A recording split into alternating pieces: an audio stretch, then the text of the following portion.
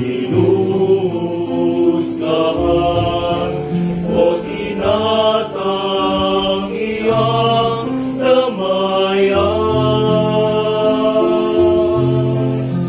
Imulat kami sa katotohanan, sila ay iyong kalarawan.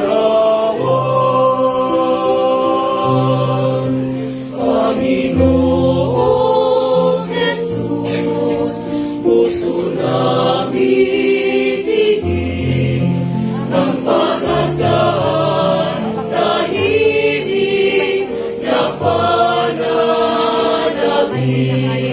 sa iyong pagsilang sa aming piling, o dakilang Mesiyas namin. Turuan kami mamuhay ng kaya